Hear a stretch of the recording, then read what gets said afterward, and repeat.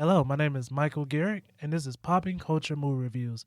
My guests today are owner of 742 North Anderson in Rock Hill, South Carolina, Frank McCulum, and also my guest is comedian TLinks. What's going on, guys? Thank you so much for coming Thanks on. for having us. The movie that we'll be reviewing is Without Remorse. This will be 100% spoiler review. Before we spoil the movie, do you guys think they should watch it? It depends on who you want to see or what you want to see. I think that anybody that's wanting to see, Michael B. Jordan just be naked, then flex his chest, and they'll definitely like it. If you want to see a plot and a storyline, you should definitely stay away from this one. One of Tom Clancy's probably weakest storylines, but I don't think he had anything to do with that. I just think that they just wanted to see man tits and abs. So that would be my suggestion. Yeah, it's interesting because I had really high hopes for the movie, and I really didn't like it. I'll just say it up front. But I've been waiting on it to come out. When I was born in the 70s, and so the first Tom Clancy book I ever read was Without Remorse, and it made me fall in love with Tom Clancy and his spy novels. And I've liked most of the movies that have come out about, especially on the storyline with some of the same characters like Patriot Games, and I can't think of the other name now that I'm on the spot, but I even like the storylines like The Hunt for Red October, which submarines aren't really that exciting to me, but that was really well done and really well executed. I liked the movie when it came out. And so I read Without Remorse when it first came out in the early 80s, and I fell in love with it. And I've read it a couple times since, and I read it most recently last year when I heard that they were making a movie. And I was like, oh, Michael B. Jordan's going to be in it. That'll be neat. I've seen him in a couple of things. I kind of like him. He's a tough guy, and it's a different angle, changing the race of the main character. And John Kelly, the character that he plays, is a big character in Clear and Present Danger, which is the other movie I couldn't think of the name of a second ago. I mean, he's a major character in all these, and they really changed him from the Willem Dafoe actor who played him in that movie to someone who's a whole lot younger than that and clearly looks different. And But I was excited for it, and very much so. And the storyline in the book, his wife dies when a dump truck or something, the brakes go out, and it's really kind of sad. That wasn't the plot of Intrigue. He comes across another lady who had been part of a sex slave ring kind of thing, and they would. Anyway, she got abused. She ultimately was killed. Big spoiler alert. And then he goes and kills all the bad guys, and it's really neat. He lives on this old naval base on this island, and I just remember in my head I've got this whole imagery that I've built up around it. And I'm like, wow, this guy's so cool, and it focuses on him being a SEAL and being on boats, and he knows all about the boats. And when he talks about boats, it's maybe a little bit above my head, but it kind of makes you feel like they're talking about everything in a very boat-centric way, and they know what they're talking about, and they're using all the right terms. They're talking about screws instead of propellers or whatever, And so it's a neat book, and the movie storyline was totally different. And the guy who redid it is Taylor Sheridan, he's a producer, director, writer, actor. Was in Sons of Anarchy, and I saw another movie. I can't think of the name of it. He's done 3 movies.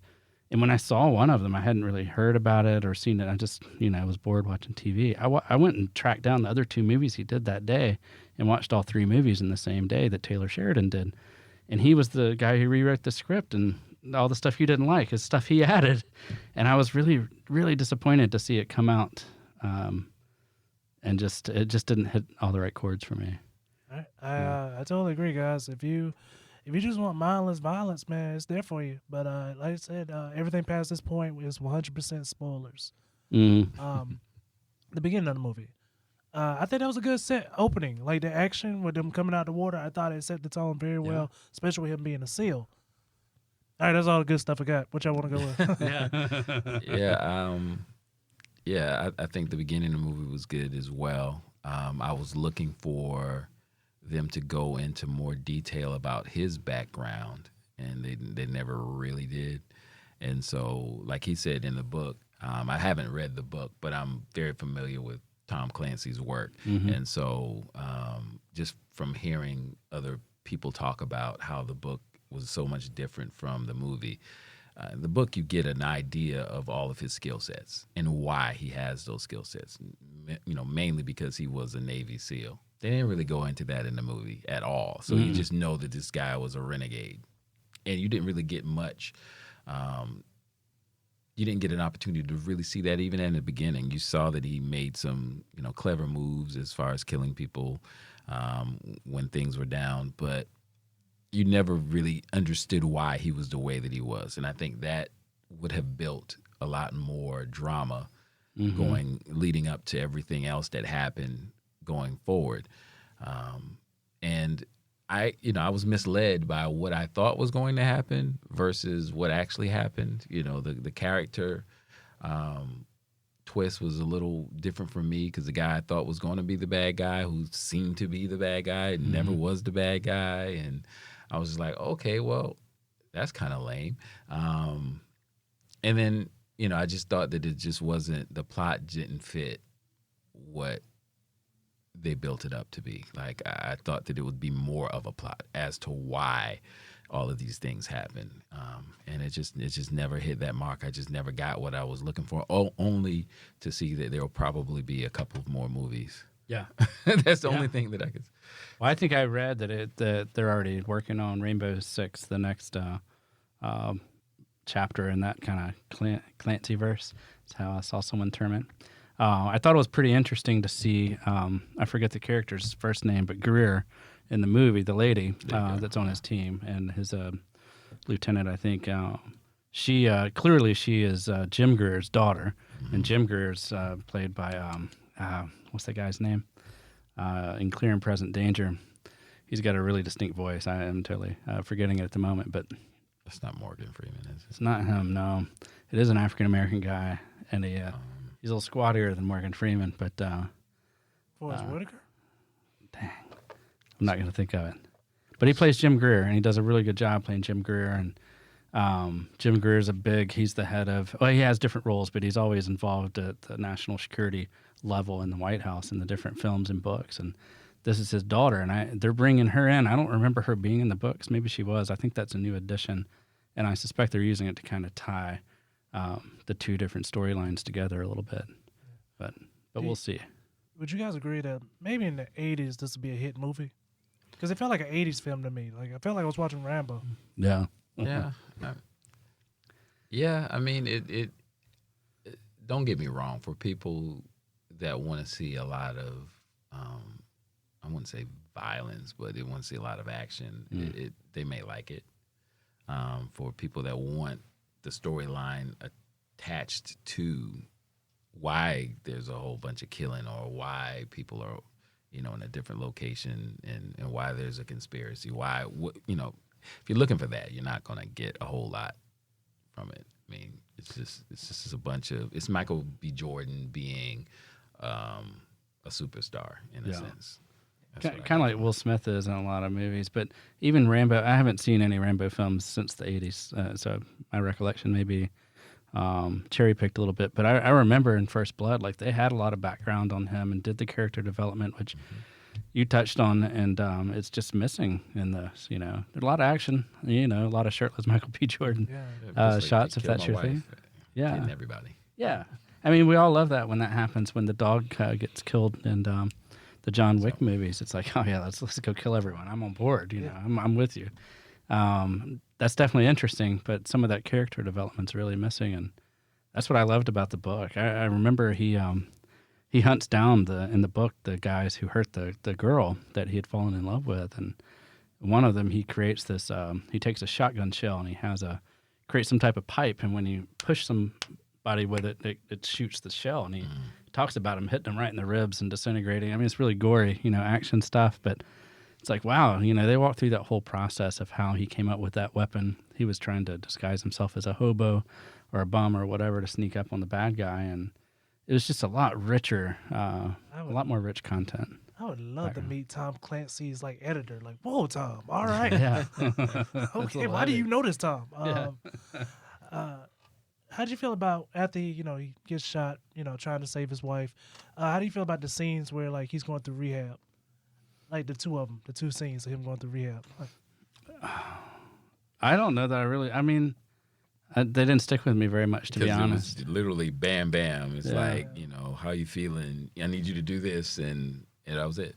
Yeah. It was over. I mean, rehab's a tough. I've been through physical rehab after a bad accident, and I don't think you realize how tough it's going to be until you go through it and have to relearn how to use parts of your body. And it's really tough, and it's something that you work on every day, over and over and over for months or years in a lot of cases. And I've known several people who lost a limb. I have a real good friend who lost a limb out in one of the desert wars. I don't remember which one, and but he's a powerhouse, man.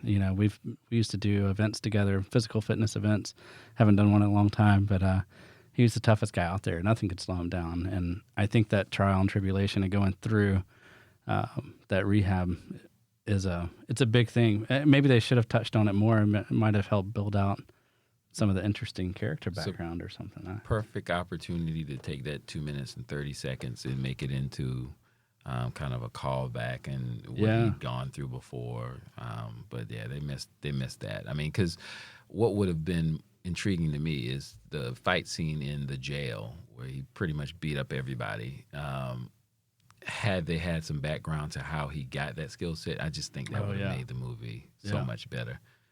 Because he was just basically a loose cannon for no reason. So we're trying to figure out throughout the movie, like, okay, so what is his deal? Why is he so this? I mean, and the fact that he was able to walk out in public knowing what he had done without not ever putting on really a mask or anything, disguising himself like in the movie. He said that he dressed as several different people whenever he was going out and doing covert missions. He basically was walking through a train station with a hoodie on, or you know, even films like The Matrix, they would give you that background, and it might be, hold on, I'm downloading how to fly a helicopter or whatever real quick, and it's a little corny, maybe it's reality, but at least they gave you that background.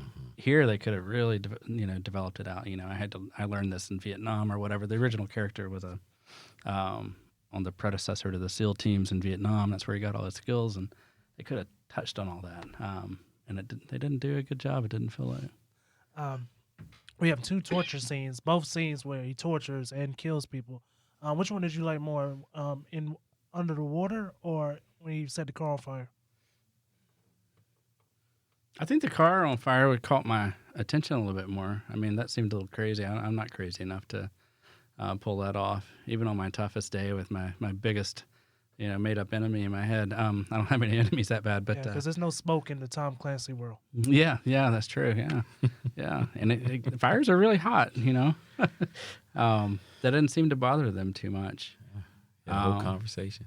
Yeah. No smoke inhalation. Nothing. Yeah. I really appreciate the one where he drove into the ocean, just because he's a Navy SEAL, so he should be able to hold his breath way longer than we do. Yeah.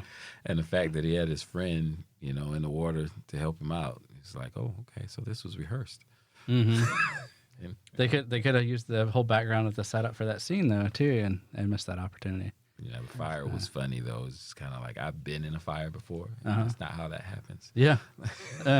Like you usually walk out burned. Yeah. Well, I think fires and drowning are probably people's two most normal worst fears anyways. And I remember talking to my mom about it once. She was like, yeah, I think drowning would be pretty peaceful. And I was like, man, it seems like it'd be really terrifying to me for a few seconds anyways. Tough to wake up dead.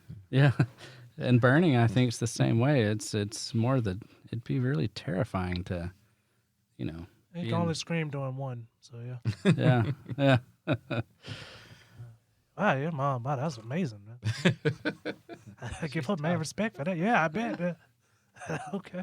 Yeah, I think both of those would seem very terrifying to me, and I guess maybe him pulling that off the way they did is supposed to show how tough he is. But to your point, no smoke, no heat. Well, him getting out the car too, and the police not shooting walks out him. the car The bad guy, you just hit on it. They kept juggling bad guys. I was very confused. Yeah, They got me too. I thought that might have been one of the weakest parts. The pacing. How do you guys like the pacing? It's an action movie. It's not a movie my wife, for instance, would want to sit down and watch with me. I mean, it's not her pace, but I like the faster action. Yeah, me too. Yeah, that part I was fine with. I was fine with the action. The action had me, at least made me watch the rest of the film. Mm-hmm. And but it was just that I wanted more, and I didn't really get it, and I would have left normally thinking, oh, it's okay. But because everybody was raving about it, I was like, no, it's not what you're saying. Yeah. It's not what I wanted. But I just saw so many posts, oh, this is the best movie that he's ever done. And I'm just like, no way. He's done several movies better than this. But I'm like, okay, if you like it, I love it, whatever. I feel like he was the only one giving the A game. I feel like everybody else just knew, like, this is going to be a check. Yeah, I've seen the young lady act better. Yeah. In better movies herself. So, and I just think that her character it lacked depth, just like his. I think he's just a great actor. I think he really did a great job in playing the character that they developed for him. I just think they just needed to develop the character more. Mm-hmm. That's all. Are you military? No. Okay, never mind. Sorry. How'd you feel about the music, the way it set the tone? I don't know. It doesn't really stick out to me, so I guess it did an okay job, maybe. But post-credit scene. I guess it would mean, since you read the books, do you think the post-credit scene was necessary, or do you think it was just like, hey, wink, wink, I don't know that I saw the post-credit scene. I guess I need to go back. No, you don't. No, you don't. I mean, it just sets it up for what maybe the next. movie. That is when he mentions Rainbow, and I did see that. Okay. Yeah. So I think that definitely is setting us up for the Rainbow Six, which I haven't read all those books. I don't know if I want to now, but I've played the video game once or twice. 10 years ago at someone else's house. So I'm loosely familiar with the concept of having that kind of Delta Force type team that they created, that they called Rainbow Six in the Clancy verse, but I don't know much about it. Yeah, me either. I played the video game maybe once. Do you feel like it was necessary? Yeah, I think if they're building a franchise off of Michael B. and they're wanting to start something different, I think, yeah. I mean, I think they were going to need that setup. I mean, he's going to have his fans transfer over to whatever he does with in connection with the storyline. So I think that was a necessary part of it. For me personally, I could care less. I was like I said, I really wanted it to be, heavy with the build up, and it just wasn't. I just was like, okay. This felt like a movie that deserved to be on a streaming site. Like if I went to the movie theater and paid $10, I'd be a little upset. Yeah, if you went with your girl, you'd definitely be upset. Yeah. Oh yeah, put his shirt back on, please. Yeah, because that Make was me just look like, bad. like, nah, that's not part of the movie. Who cares about his chest? 1 through 10, guys. What would you give it? I gave it a 5. I was going to say 5 to 5 6. too. I hate to give it much less, because I mean, I'd watch it again if I was bored on a Saturday, and maybe, but not going to seek it out. Yeah, maybe if I missed something, like if someone said something today that would have sparked my memory of, oh, wait a minute, I didn't catch that, and then I probably would have gone back and see it. Otherwise, it's just going to sit right there, not pressed to see it. I agree with you. I give it a 4, but I definitely agree.